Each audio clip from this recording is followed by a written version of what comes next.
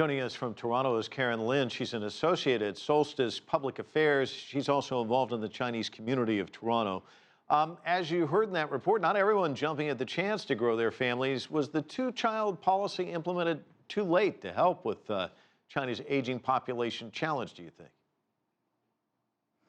Well, Mike, I think what happened is for any policy, especially when it has to do with demographic shift, we are going to have to be patient and allow it at least a decade or two to see the change effect.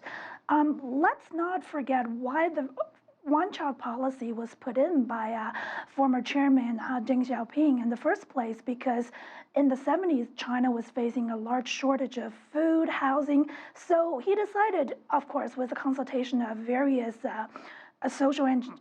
social scientists, that perhaps it's time for China to implement a population curbing strategy. And let's not forget that the one-child policy did work because China was successful in terms of population control. But of course, China also paid a very heavy social price for it. There are all kinds of problems with the one-child policy. Kids growing up are far more dependent on their child. They're less willing to share.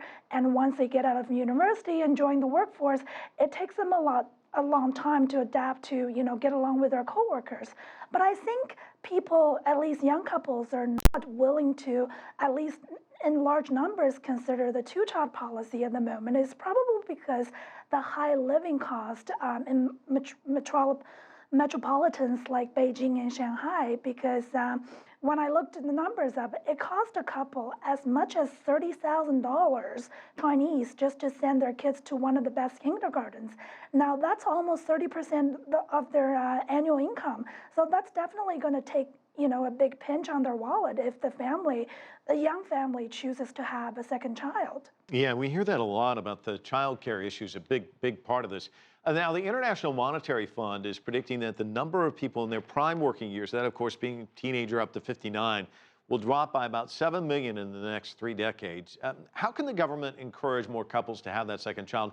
Is it something like was talked about, that Japan's doing, perhaps subsidies, providing some different incentives to try and help persuade parents to take this leap to having a second child?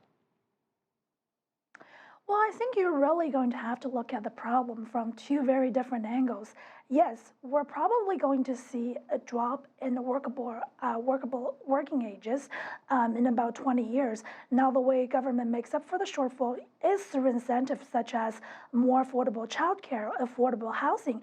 And I have to give the government credit where credit is due, because in the 19th Congress committee, there has been suggestion that perhaps it's time to amend China's long overdue labor law to give women longer maternity leave, create a more child-friendly environment at workplaces, because as we all know that when companies go out and hire people, especially in China, one of the questions they typically ask a female employee is, when do you plan to have your first child? And now they ask, do you plan to have another child?